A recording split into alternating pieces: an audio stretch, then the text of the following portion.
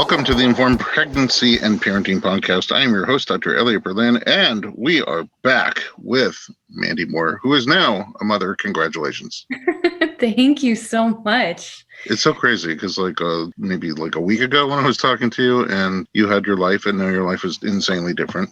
Insanely different. And mine is almost exactly the same as it was before without the pigs in the background. That's true. That's true. You're not on a farm anymore. No. So, last we talked, you were very close to the end of your pregnancy. When I actually listened back to the episode, something struck me, which is that you talked about how awfully nauseous and everyday throwing up you were in the first part of your pregnancy. Yes, definitely. Was that diagnosed as hyperemesis or? It wasn't hyperemesis. I mean, I think it was sort of borderline, but I mean, I watched the Amy Schumer HBO Max special that she had while I was pregnant and just thought, oh, good gracious, I don't know how anybody deals with, my hat's off to someone who could handle it with such grace and humor and work and just be able to put your head down and get through it. I definitely was not in that same boat, but I was nauseous all day. I woke up nauseous. I went to bed nauseous. I just sort of stayed in bed or stayed on the couch and binged bad TV and tried to get my mind off of it. But yeah, I couldn't eat. I had real crazy food aversions, but it wasn't hyperemesis. I was just really nauseous and then threw up, at least once, maybe a couple times each day. It was pretty gnarly, but so crazy how the brain works and what limited memory you really have, because obviously it was not the most pleasant thing, but as soon as you get to that second trimester and there's light at the end of the tunnel, you very quickly forget how brutal it was, and you're just so grateful to breathe again and to wake up and feel relatively normal and to not look at food and feel super nauseous. So yeah, it was bad, but I would do it all over again a million times. Well, that's nice. That's, I think, why women have babies, because at least if my buddies and I had to have babies, houses would be so cheap, there would be no competition. Totally. Yeah, so my understanding of hyperemesis is that it's a spectrum, and there's milder cases and more severe cases, and it's the same with nausea and vomiting in pregnancy. There's milder cases and more severe cases. Sometimes hard to tell when you've crossed over from one to the other. Hyperemesis doesn't always last till the end of pregnancy. Sometimes it goes away earlier, and it doesn't mean that you can't get anything down. It just means that kind of how you described it sometimes. So I'm no expert on it, but I did have 3 of the leading experts on an episode about it, and they're doing all the research on both trying to understand what causes it and also how to keep mom and baby healthy during the experience and afterwards. And so one thing that was clear to me is that it's sometimes hard to diagnose, and so there are certain telltale signs that it is more hyperemesis than typical nausea and vomiting. But I would love to say that they have a foundation. It's called the HER Foundation, HER, and it's at hyperemesis.org. And if anybody is listening and you're not sure, you're throwing up a lot and you're not sure what's going on, you're nauseous all the time, they have tools on there, a little tools where you enter how often you felt nauseous or threw up, or if you're losing weight or gaining weight. And you can actually send that information to your doctor from the tool and help get an earlier diagnosis, because the earlier you treat it, the better things tend to go. That is so interesting, and I'm really fascinated to be able to tap into that information for perhaps the next go round. Yeah. I mean, yeah, they all had interesting stories. I think it's good to listen to, some of them had their babies years back. And At that time, it was really thought of maybe as more of a psychological issue. And now we know for sure it's a physiological issue. And it was just, not treated well and not taken very seriously. And sometimes partners and employers, they're just okay, so you're nauseous because you're pregnant. Everyone else deals with it. Yeah, exactly. So obviously yours was more intense than typical. And I don't know if you crossed over or didn't cross over, but it just stuck in my head as I was listening back to it. I was like, whoa, that's pretty intense the way you described it. I wonder. All right, moving on. How was the last few days of pregnancy? The last few days were pretty Fantastic. I really had a great rest of my pregnancy once I sort of, like I said, kind of like jumped into the, I would say like the early part of my second trimester, I felt just a whole lot better. And that kind of continued through the very end. I mean, I obviously saw you and had treatments, and I tried to do my level best throughout pregnancy in terms of self care. I got regular chiropractic. I had acupuncture. Obviously, I had visits with my midwife. I walked every day. Like I tried to sort of just practice as much of, I guess like taking care of myself as I possibly could. And I think that really made a big difference. And maybe I just sort of lucked into it as well, but I felt really good at the end, minus a few, bouts of feeling somewhat uncomfortable. There was a lot of like pelvic pressure, and his head was quite low for a while, and he was raring to go, but nothing out of the ordinary. I like definitely could have continued for another week or so, but I was so anxious to meet him. I was like, okay, what can I do to get this baby to come on out? And all it took actually was the day before my due date, I had an appointment with Haley, with my midwife. And she came and we were sort of catching up about everything and how I was feeling. And, she took the Doppler and listened to his heartbeat and took my blood pressure and did all of that stuff. And then we discussed sort of like what the next steps would be. Because I was like, he's cooked. I've gone to the periodontologist to, monitor his growth at the end for the last like couple weeks. And he's got the all clear there. And the hematologist, well, my platelet levels are what they are, but like, that isn't necessarily affecting the baby. So what can we do to get him out? And she was like, well, we could do the castor oil, the midwife like cocktail milkshake thing. And I was like, okay, let's table that for now. Maybe we'll do that like in a couple days. She's like, well, or I could just do a membrane sweep right now and, just like do a cervical check and just see where you are. And I was like, okay. So we went back to the bedroom. She did it. And I was like, oh, that's it. Like I was like bracing for it to be super painful, and it wasn't. And she was like, oh, that's a good sign. If that wasn't like painful for you, you have a somewhat like higher threshold for pain. I was like, yeah, that's fine. Wait a second. I hate to stop you, but two things right there. Sure. Did she tell you at that point anything more about the cervix, effacement dilation, or if the baby was She was positioned? like, you're about 2 centimeters dilated, about 60 to 70% effaced. And his head is like, like still probably -1 station. I was like, okay. But I was like, great. So we do this membrane sweep, and then, perhaps I'll do the castor oil shake like in a day or two. And then maybe we'll do another one if this doesn't really get things moving. But like fully expected, this was a Friday, and fully expected, like my husband and I were like, okay, we're making big plans for Saturday. We're going to go to like pick up sandwiches from this place. And we're going to, like have a fun sort of last hurrah, thinking that the baby would be on his way, like, somewhat imminently. And I remember we ate dinner, and I am a grandma, and also just being pregnant, like I was going to bed at like 7:30 every night.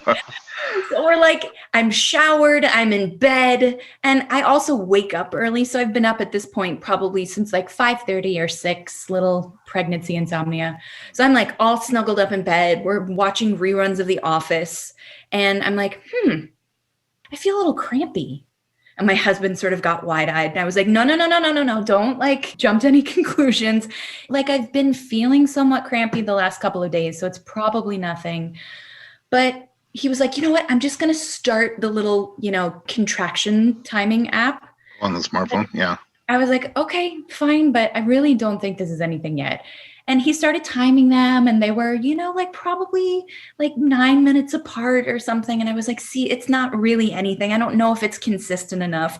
I just was I think the last couple of weeks, like so curious about, I'm sure as most first-time parents and mothers are, like, how am I going to know when it's really like labor starting? And it's not just, I'd had crazy Braxton Hicks for weeks and weeks and weeks. And, every time I walked, I would feel like lots of contraction. So I was dubious that this was the real thing. And sure enough, it was. And it just like the contractions started getting closer. And he was like, you know what? I'm just going to text Carson, who is our doula, because she lives far away from us, just to give her a heads up that perhaps this is happening, and text Haley, our midwife, let her know that perhaps this is happening. And, I was like, okay, I'm just going to like lay here in bed and start, tapping into my deep breathing and kind of like going inward a little bit. And the next thing I knew, it was a couple hours later and Carson was at our house. And the next thing I knew, Haley was at our house, and you just lose all track of time. And then I was like full blown into, like early labor, I guess, but it was starting to ramp up. And, the girl suggested, like, why don't you get in the shower? And Carson like brought her little peanut ball in, and I was on the bed with my husband, like with the peanut ball between my legs and like breathing. And at some point, actually earlier as labor, I'll backtrack a bit, was just starting. Haley, our midwife, recommended, she's like, you know what? Get a glass of wine, get a couple Benadryl, and like just get in the bath with your husband and like chill out and see if you guys can like relax. And then maybe you can like take a nap and you can rest and like kind of sleep through this first part until like things get really starting. And I was like, okay, like my husband went and got a glass of wine. We like started the bathtub up. I think we were in the bath for like 5 minutes. I didn't do the Benadryl. I was like, I don't want to feel weird. Like, what if this is really like starting now? I don't want to be out of it. Like, I want to be in my right mind. I think I took like a sip of wine, which was so weird because I haven't had any wine in like 10 months. And then I was like, I got to get out of the bath. I got to get back in bed. Like, this is really happening. So yeah, like I said, Carson and Haley were there. And then before I knew it, it was like 3 a.m. And they're like, time to go to the hospital. You're 6 centimeters dilated. Whoa. Let's start this journey. So you went from 2 to 6. The original membrane sweep, let's set out a timeline. In relation to your due date, is this already after your due date or just approaching? The day before. Oh, day before your due date. Oh, that's so okay. And so you were having little cramping ahead of time, but it wasn't like the cramping that came after the sweep. And I just thought like that perhaps it was cramping because of the sweep and it wasn't necessarily labor starting. Mm-hmm. And then do you remember what time she did the sweep? 4 o'clock. Oh, so 4 p.m. is the sweep, and then like 8-ish is when things are starting to pick up, and then by 3 in the morning, you're 6 centimeters. Yeah. Okay. So a few things just on that feeling, how things felt to you. Yeah. Had you had a pelvic exam during pregnancy before that one? I had one a week before because of the change in birth plans and the fact that I was going to be giving birth at the hospital with a midwife, with an OB attending. Mm-hmm. I had to go meet with the OB before, and he did a pelvic exam then. Okay. I mean, this won't be the same comparison because those are sometimes just not as comfortable to begin with. But something that people ask me all the time, the difference in feeling between a pelvic exam and a membrane sweep. Well, the membrane sweep to me was obviously a little longer, but I guess it could be somewhat described as like slightly more uncomfortable just because of the length of it. I think it was like she counted like to 10 as she was kind of like just stretching the cervix, but it wasn't, I didn't find it to be like awful by any means. I was like, oh, okay. I was bracing myself for like, I mean, I have had 2 IUDs inserted and that was really painful. Oh, way worse. And so I was like kind of just bracing myself for like some semblance of that kind of pain, and it wasn't like that at all. Okay, that's good to know. And then obviously everybody feels it a little bit differently, but for you. Of course, everyone's body's different. So my second thing is when you're having these surges and you're already 6 centimeters, what are your contractions feeling like to you? Do you feel them in the front, in the back, both? God, it's so hard to like really remember. I didn't really feel anything in the back. It was definitely more in the front. And it was just like a wave of, okay, like I could feel it coming. And it was like, I had to steel myself and like lean into it. But it was like each time was sort of like a, here we go. Like, here we go again. I'm like diving into this wave as it's coming at me.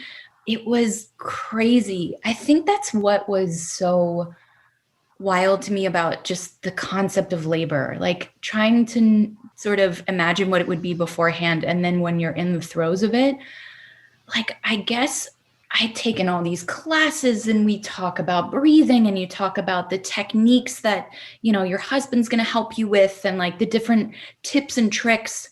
And I felt super prepared in terms of like, okay, cool. Like, I know what I like. I know what's going to work with me. And all of that just went out the window. Like, Oh, for me, it was just all about instinct. And I was just talking to my husband about this a couple minutes ago.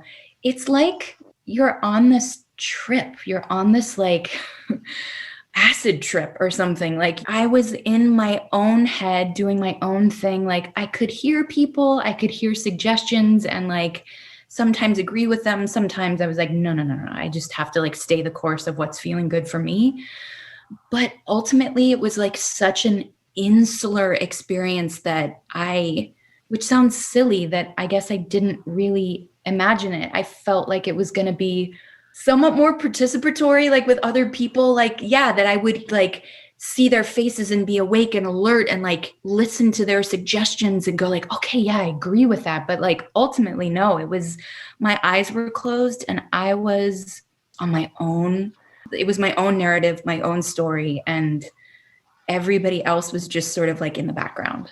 okay. Before we go to break, because we got to find out what happens when you go to the hospital. Before you go to break, what was on your playlist? My husband and I like really thought a lot about it. And I remember the music from the beginning when we were at the house and I started crying because, and I'm going to cry now, it was music that we like fell in love to. So it was like there was a Dire Straits song, there was a Blue Nile song, like stuff that was very, God, I'm such a like weepy hormonal person right now. Everything makes me cry. It was like these just really tangibly beautiful memories of us as like an early couple falling in love. And it was like, oh my God, just this, like, I was so caught up in the moment of like, wow, that was the beginning of our story. And now here we are, like almost 6 years later. It's really wild to be here. So like that stuff was on. And then I don't remember any music again until right before he was born, which is crazy. And then I was like, oh my God, it was like one of our very, very dear friends, like an entire record of his was playing as our son was born, which was so special. Yeah, it was so beautiful. But yeah, music played a very, very pivotal role, like initially. And then I knew it was on in the background when we were at the hospital, but it wasn't like something that was really top of mind for me again. The weirdest music that I think I've ever seen at a birth with a baby coming out. Okay. Salt and Pepper. Push It. That's so appropriate, though. It kind of is until the baby's out. And then you're like, oh my God, the first song my baby heard was Push It. It's just like, that was the motivation they needed. Push it real good. Yeah. Okay. Yeah, it's because she had no energy left. And the doc was like, you got to find something that has like some rhythm, because she had totally unmedicated. And she just started at first just bouncing one finger around to the rhythm and then like a whole hand. And then her body got into it and she pushed that little baby out and it was Push It. Okay. Not as romantic as Dire Straits story. We're going to take a quick break and we'll come back and see how this story unfolds.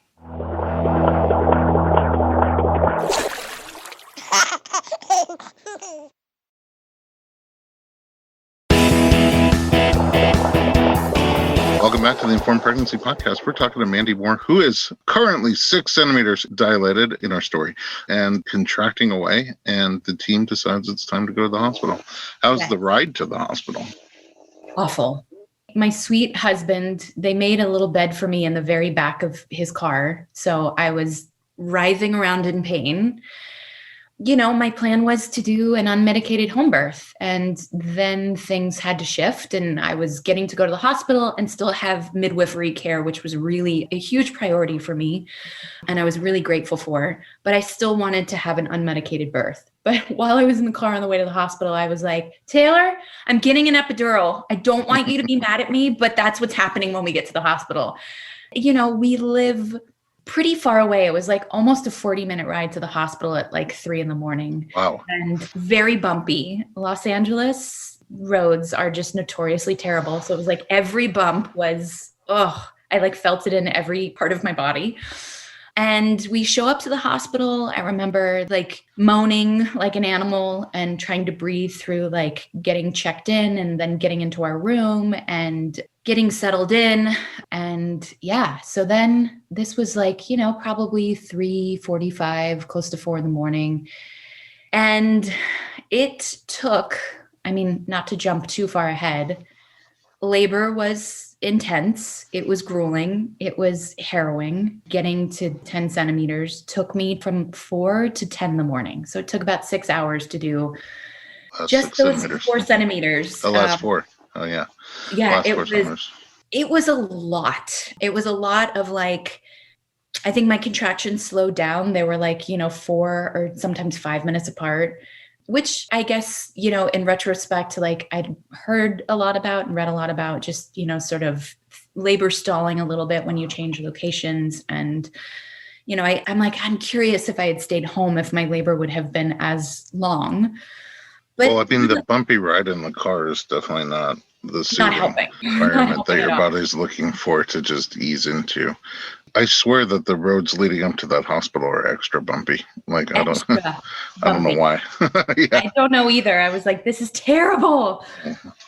But yeah, so I remember vaguely like Naomi, our midwife, arriving, and then the doctor, the OB arriving. I don't know what time it was. I know that our midwife was there first and was really helpful in terms of like, figuring out with Carson, with our doula, like different positions to get in. I was, pretty adamant about certain aspects of like what I wanted my birth to be, even though it was in a hospital setting. Like I had the hep block, but I didn't want to be on an IV so I could move around in case, I didn't want to be like just in bed. I wanted to go into the shower. I wanted to be able to use a squat bar. I wanted to, like lean across the bed and squat down and just have like all kinds of access to be able to move around and find what position felt comfortable, go on the toilet. And I thought that I would find a position that felt really good, and nothing felt good. Did you try all of those positions? I did. Including, and nothing brought me comfort. Even the toilet? Even the toilet, especially the toilet. I felt like there was so much pressure, and I just like, I couldn't settle down. I couldn't like, having a contraction on the toilet was just torture. No good. It was way more comfortable to be like back in the room for me. And was shower also wasn't helpful for you? The shower felt good, but I felt like it didn't progress things in the way that I hoped it would. The thing that I kept coming back to was, you have no real awareness of time, but I remember apologizing a lot, like to everyone on my team, like, I'm sorry this is taking so long. I'm sorry. And they were like, why are you apologizing? It's very quintessential Mandy to apologize. I didn't think that would follow me into like my birth story, but yeah, I just remember feeling like surprised that I wasn't able to like progress things at a quicker rate, even though it wasn't really up to me. It was, yeah. My body was going to do what it was going to do. And this little man was also on his own journey. And so, yeah, I just remember feeling bad that it was taking so long to get to that pushing stage, because she checked maybe 2 or 3 times and she was like, no, you're at 8, you're at 9. And then finally it was like, you're at 10. But I remember all throughout, I was like, I want an epidural. And my platelet level went from 84 when I got to the hospital to 74 and then to 64. All throughout this 6 hours of going from, 6 centimeters to 10 centimeters. So my platelet level was dropping pretty exponentially in the midst of labor. And so the anesthesiologist obviously was like, absolutely not. You cannot get an epidural. It wasn't on the table for me, which was, I guess, good because, my initial thought was like, I do want to do this unmedicated. But once I was in the throes of how painful it was, it wasn't even an option for me. It seems like a lot of pressure to not have the option.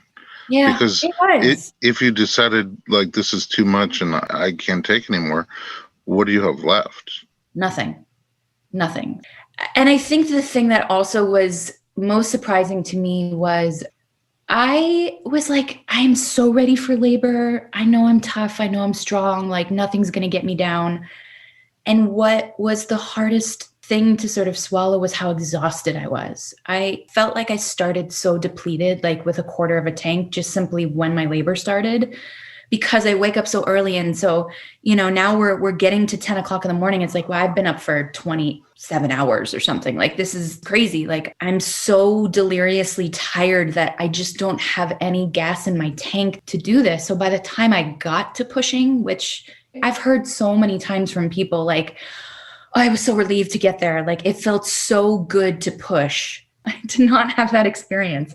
And maybe it's just because I arrived at that point so exhausted. I was so tired that I was like, I don't know how I'm gonna do this. Like, I don't know how this story ends. Like, I can't get an epidural. I'm already at pushing. So like we're kind of beyond that phase anyway.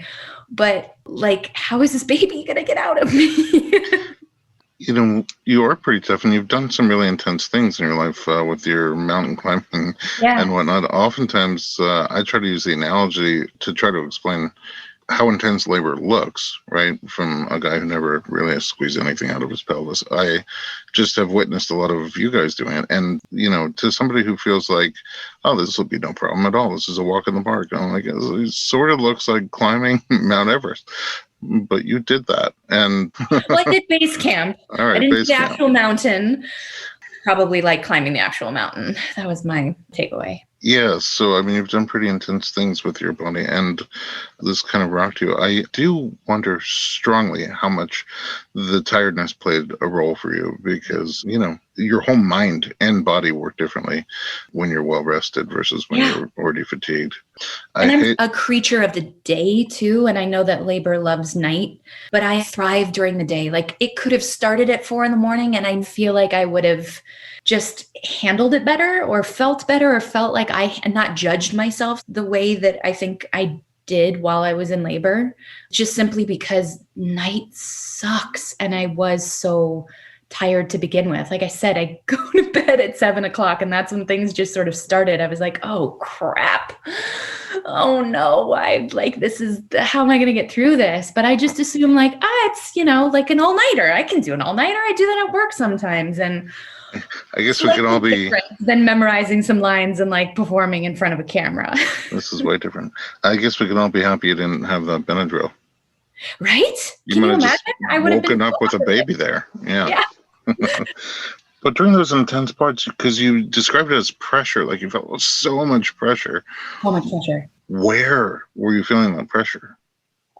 Just like in my pelvis, like it's starting to be in my pelvis and then down in my butt and vagina, like just all of it. It was just like that whole area.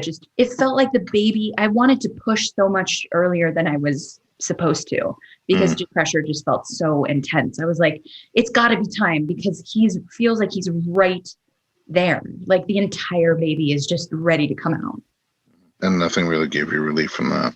Nothing gave me relief, like no position, which was surprising to me. I was like, okay, like I found that when I was pushing, what felt the best, if you could even say that, was they put the bar across the hospital bed, and like pulling myself up on the bar felt good. And then at the end, I was sort of on my hip and had one leg on the bar. And then I was pulling myself up with the rebozo. And those two positions, like when it came time to push, was what felt best for me. I didn't really respond at that point, like being off the bed and like squatting or anything like that. That didn't feel as good. It felt good to be like on my back somewhat, like in between contractions. So I could rest and like really gather my strength and breathe deeply before that next surge came and it was time to go. Before you got to pushing, were you able to eat and drink? I did have like some apple juice. I remember that like a couple times, Carson like coming in with like a really nice glass of cold apple juice that gave me a little bit of sugar. I probably had something to eat at like, 5 o'clock in the evening and didn't have anything again until I was done with the labor. So no sleep, no food.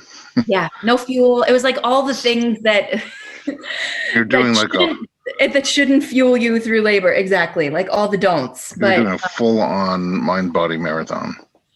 Full-on marathon. And that's, I think, what was so surprising to me. I felt like when it happens, the big day, like I'm going to be so equipped to handle it. And it was, all of the sort of luxuries that I guess I had sort of come to assume that I would be able to rely on, even the option of having an epidural, like all of that was off the table.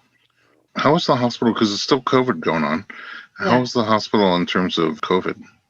I mean, I felt very safe. Like, I had a COVID test. Everybody was in masks. I was in a mask for most of my labor. Was that by choice or is that the hospital policy? That was a hospital policy. At some point it came off because I look back at pictures. Carson's pictures. A birth photographer, and I'm so grateful. It was very emotional to look back at these pictures, but it gave me some indication of like, oh, that's what happened. Okay, that's interesting. I didn't know that. But at some point, yeah, my mask came off at some point during labor at the hospital. Yeah. Yeah, it's crazy when that nose pops out. Everything starts to seem like risque. Right. All right, let's take a little break. When we come back, we're going to find out how the rest of this birth went and how your early motherhood is going. We will be right back.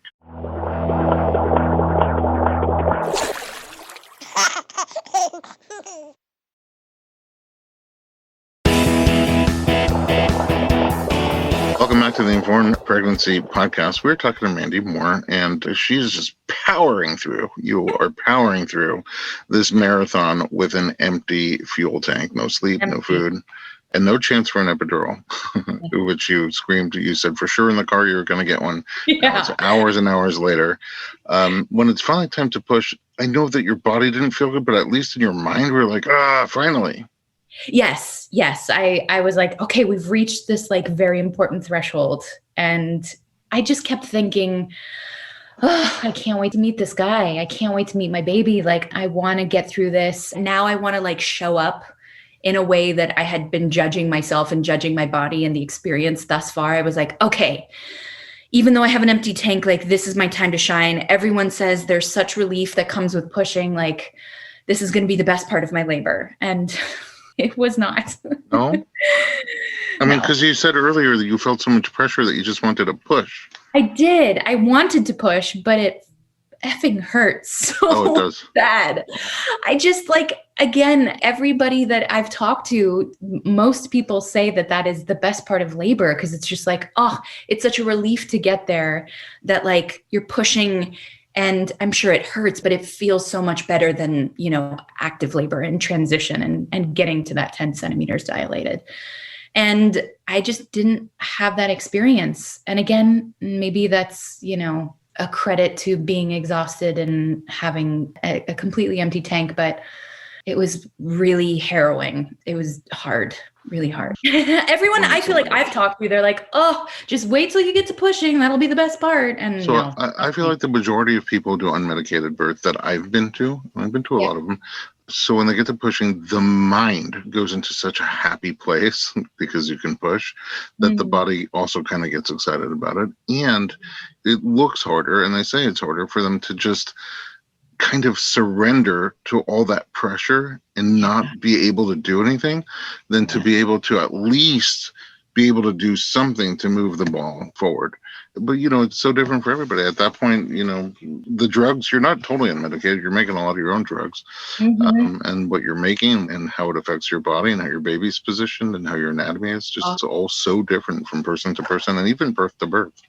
For sure. And I think what was hard was getting his little head underneath the pubic bone. It was just like he got stuck there. And I was like, what's happening? I remember asking that several times, like, why is he not moving? Why is this not happening quicker?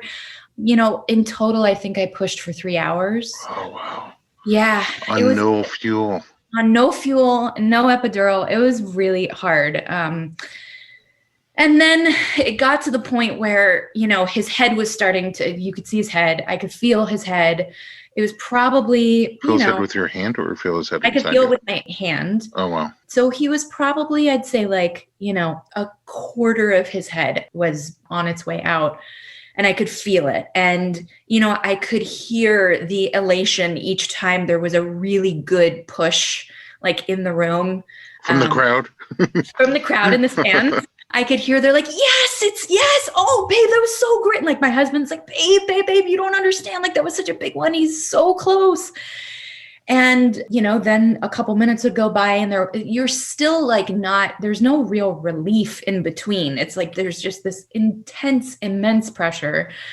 And then, the surge sort of overtakes you and you're like, oh, crap, here I go again. Like I got to push again. And I'm pulling myself up with the rebozo. I mean, I was like, damn, this is the craziest workout I've ever done in my life. Like 3 hours of pulling myself up and my glutes and my hamstrings. And oh my God, my arms. The next day I was just like, I felt like, yeah, I'd been put through the paces of like the hardest workout of my life. But The L&D it got to workout. the point, like after 3 hours of pushing, where, they're checking his heart rate, and I'm not hooked up to a fetal monitor because that was something I didn't want. So they're checking with the Doppler every now and then.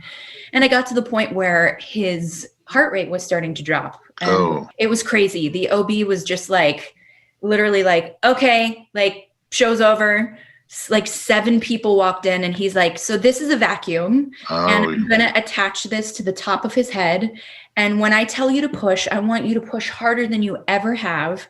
And I'm going to pull at the same time, and your baby's going to come out. And I was just like, what? Like, it all happened so quickly, Dr. Berlin. Like, it was 1 second, like everything was fine. And then the next second, it was like, this is happening. And literally, I pushed harder than I had. And it went from no baby to a full body, like out in seconds. Wow. Crazy. Blue. And I was like, and he was crying. So I knew that he was okay instinctively, but I was like, he's blue. Is he okay? And the doctor's like, no, this is how he's supposed to look. And like, without even batting an eye, like someone put him on my chest. He had a little hat on, and it was just so unexpected. I was so confused. My husband was crying.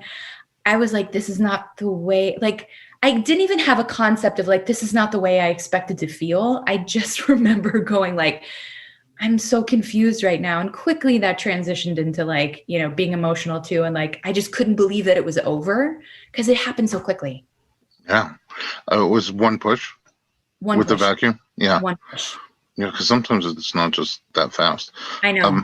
In retrospect, is that decision one that you're comfortable with? Well, yeah, because it was the baby's health and his heart rate was dropping. I think he was a little in distress because I had been pushing for so long and wasn't making the progress that I needed to. After the birth, the doctor was like, are you a gymnast? Are you a dancer? I was like, no. He's like, horseback rider? I was like, no. And I found out afterwards, it's because like my perineum was just not moving. It was not stretching. It was just like a solid brick wall. And so he just assumed that I was a super active person in that regard. And I was like, no, I was so confused. I was like, I'm the worst dancer in the world. Like, but I like oxytocin was flowing, but I was like, no, you don't want to see me dance. I'm a terrible dancer. Like I didn't know what he was getting at. It's a weird compliment. You got the perineum of a horseback rider. Totally. It was like, no. But yeah, I guess that was sort of the issue, is just like, it was not stretching. It was not moving, and he could not get his little head out. Did you tear? A lot, yes. Ooh. Did you feel yourself tear? No. Okay. You don't feel it. You're not thinking about it. Like, take it from me, someone that went from like having a quarter of a baby's head out to like an entire body ripped like through you. You don't feel it. You're not thinking about it. Like, I didn't know until he started sewing me up, and I felt the little like pinch of the lidocaine or Novocaine or whatever they were using to numb me. I didn't even know. And then I realized like, oh, wow, it's been like 20 minutes and he's still down there sewing away, like stitching away. Like, I must have been pretty bad, but you're in this like oxytocin love bubble with your baby and, with your support team. And it was not even on my brain. And the same with like the placenta. It was like, oh, give one little push. And I remember feeling pre-labor, like, what's that going to feel like? Is that going to be weird? And no, not at all. Same thing. It was like one push, and it was like watching the placenta. It was almost like a shrinky dink or something. Like it just, or not a shrinky dink. It went from like a bat or something. It just like popped out. Like when it was so crazy. Like this organ, and you birth it, and then it just like kind of explodes into this tree of life. And Naomi, our midwife, like held it up. She's like, look, and here's part of the amniotic sac still. And I was like, whoa, that's so cool. It's amazing. She had to pop. My water never broke. She had to actually break my water. Oh, really? Right before the vacuum, or? No, not before the vacuum, but while I was in labor, before I went to push, like my water never broke. Oh, no kidding. So you make a strong, healthy sack. It's so amazing to look at those placentas and just the fact that your body makes this incredible disposable organ just for the duration, and that is what keeps your baby alive and gives it everything it needs and prevents it from having the things it shouldn't have. It's really insane. I've ever seen. I was so mesmerized. I'm like, oh, I'm so glad that I have pictures of it too. It was so beautiful. I was so moved by it. Are you eating it? I am eating it now, yeah. Delish. Capsules? Oh, you know. Mm. Okay, so do you recall this moment? Because it's one of the most beautiful things that I see at a birth is like, no matter how intense it is, how grueling, how crazy it is, or how wonderful it is, how high you get, there is a moment where, like, once the baby's on you, where everything just like is okay. Oh yeah, like, immediately. It's just like, yeah, immediately. Okay, do you remember that moment? Yes, I do. Once I sort of like got through that millisecond of confusion of like, how is my baby here? How is this over? Yeah, you're completely smothered in just that feeling of like, I have never felt higher. I've never felt this kind of love. I've like, yeah, it was like the world stopped again, and you're not aware of like anything else that's going on. That's why like the tearing, the like all of it, it doesn't exist. It doesn't matter. You just have your baby on you. And I couldn't imagine anything else mattering. As a fly on the wall observer at birth, that moment never gets old to me. Yeah, I look forward to it. I'm like, if in my mind, I'm like, if you could see how you're going to be in 10 minutes from now, you wouldn't believe it. Like all of that floats away, how exhausted I was. I had no fuel, the vacuum, like all of it, none of it like factored in. And it's so crazy that even I remember still, you know, while everyone has like said their goodbyes and you're still in like labor and delivery, and the nurse is like cleaning the baby or like tending to the baby, cleaning you up and like cleaning up blood and like all that stuff. I just remember sitting there going like, I can't wait to do this again.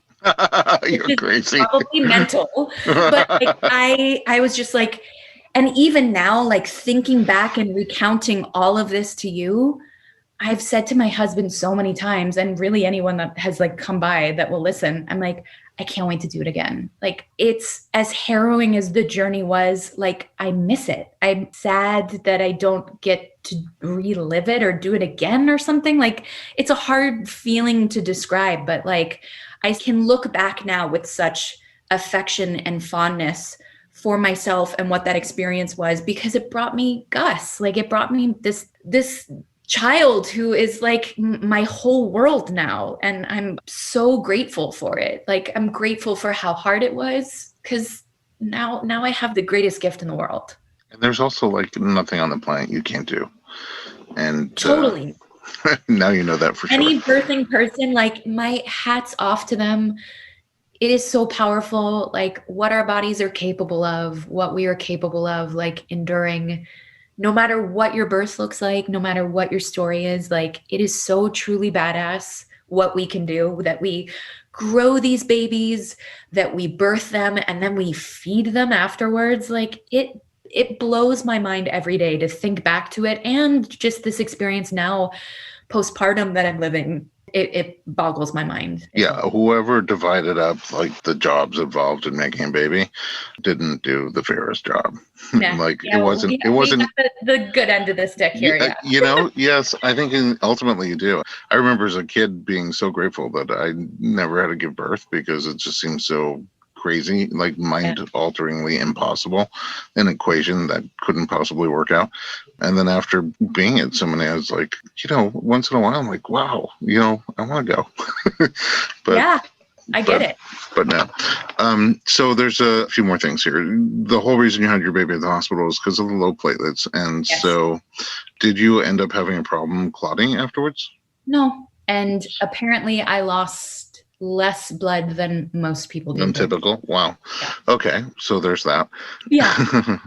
Is there, to your knowledge, is there anything you can do between now and a future pregnancy to I will be interested to hear whatever podcast you end up doing with a hematologist and to hear their take on it. And it's something actually in my postpartum follow-up with Naomi and Haley, both midwives who helped me throughout pregnancy and then for labor and delivery. I'm going to be sort of downloading on all of this with them. And I know that that is going to be a topic for us to discuss.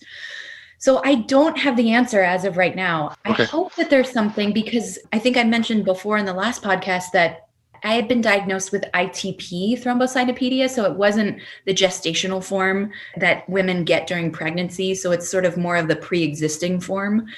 So in that sense, I don't know if there is necessarily anything I can do. From what I've been told from my hematologist, they don't really treat this unless it needs an intervention. It's not like they can do anything in advance of it, or at least that was my understanding. Like they don't typically do treatment to like get you to a certain level. It's only if you fall to a certain level, to kind of get you back to, I guess, in pregnancy, for instance, like get you back up to like, above, if someone's like at like 10 or 20,000, to get them up to a level where it's safe, I guess, for them to deliver a baby, or, to get an epidural perhaps, or to get anesthesia if they need a cesarean. So I don't really have the answer, because I would love to try for an unmedicated home birth next time. That would be the goal. And obviously, if I fall below that 100,000 threshold, I won't be able to do that. So fingers crossed I can figure out a way to get my silly platelets up. I'm going to be doing a little research too for you. And Good. then also I'm putting together an episode either with a hematologist or a maternal fetal medical specialist about blood issues that come up in pregnancy in general, including thrombocytopenia. So stay tuned for that. And then a couple more questions here. How is breastfeeding for you? I feel, knock on wood, very lucky. I think maybe because I had such a grueling labor, like the gods were smiling down on me in terms of breastfeeding, because it's been, knock on wood, relatively easy. He latched immediately. I haven't had any issues with supply. He is a very hungry, well-fed dude. I had the newbie sort of nipple soreness and sort of had to like build up my tolerance and threshold for, I don't know, like I sort of liken it to like playing guitar where you get your calluses on your fingers, like getting to, you know what I mean? Like you get your sort of calluses on your nipples and then it doesn't hurt as much. But he's a great feeder. He's a great sleeper. And that really it hasn't been an issue thus far. So I'm grateful that I have like an oversupply of milk. If anything, that's kind of been something that I've been dealing with, but I'm sure it will regulate itself and be fine down the road. But oversupply meaning you're uncomfortable or too much comes out at once? Maybe a little bit of both. I just I have a lot of milk. And so his feedings are not super long. Like he gets plenty in 8 to 10 minutes or something. And sometimes you need to go to the, to the other side during a feeding because he gets plenty of milk. But it hasn't been a huge issue. I've had to pump a couple times just for relief and just to help kind of get rid of some of the supply, but I'm storing it, and yeah, no, it's all good. It hasn't been a real issue thus far. Where does his name come from? So his name is August. We found out in August that we were having a boy, and we just loved the name and thought that it would be special to sort of tie those ideas together.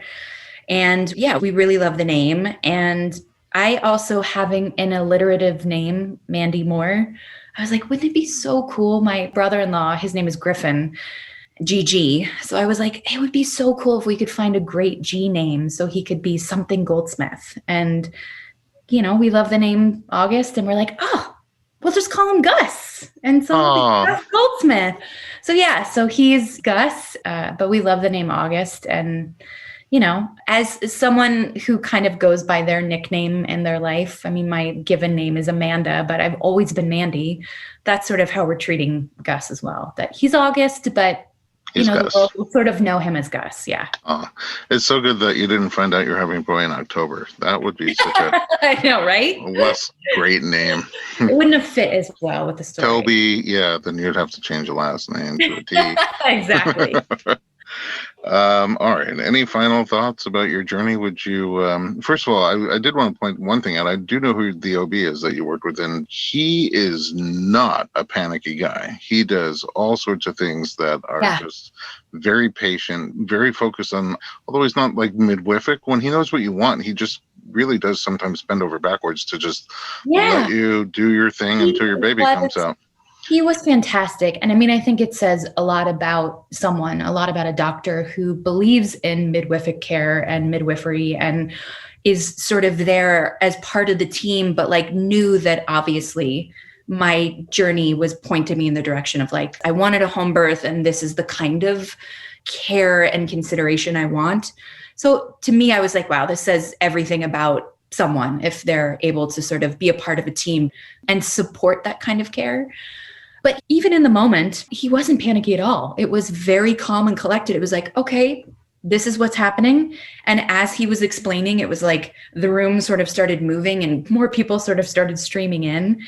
But I felt like I was in such good hands because I just knew that like there wasn't going to be an intervention taken unless it was really necessary. And so when you asked that question before, like, you know, do I have any regrets about it? Like, no. I mean, I wish that like I had been able to like completely, fully push him out. But clearly that was not the story Gus and I were meant to have. And really at the end of the day, it was just about his health and well-being. And if the doctor was at all remotely concerned, especially this doctor being as calm and collected as he is, I really trusted that like, okay, let's do what we have to do to like get him out of there and make sure that he's safe. Yeah, he rarely jumps into those interventions. So it's one of those doctors that I love working with because all of us as doctors have different pros and cons. But, you know, it's sort of like if he's like, we got to do this now. I don't have a question in my mind. It's like, yeah, we got to do this now.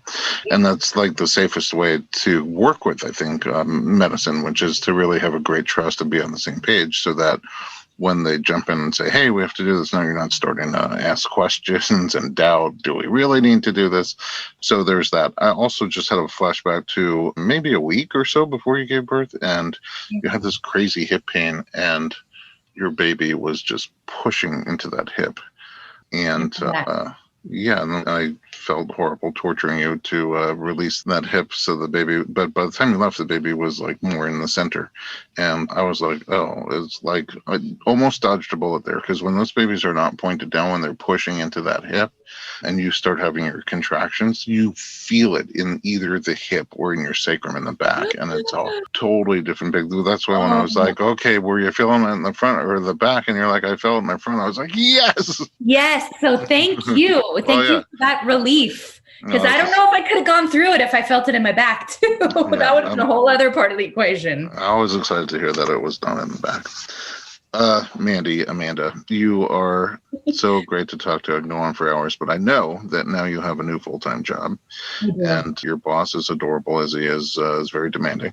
I don't want to take up more of your time, but I really am grateful for you for sharing your story and just so open and honestly. People listen to the podcast and have no idea what to expect, and you didn't sugarcoat it, and you didn't hold back, you know, on all the parts that were great for you. I can feel how excited you were, and on all the parts that were hard for you, I can feel your struggle. So I appreciate you being here. Oh my gosh, I'm so happy to talk. And yeah, I guess I could just impart one thing. It would be that, again, no matter what your story is, no matter what my story was, like, the end result is the end result. And that's what you're sort of working towards. And that's all that matters. And the rest of it just like is washed away.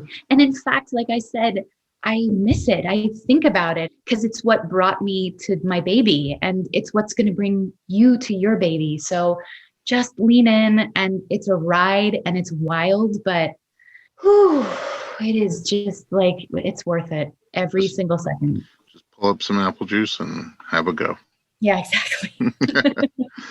Thank you so much. Yeah, my goodness, my pleasure. I cannot wait to see you for some new Mama TLC. Yes, me too. I need it. I know you're going to be needing it.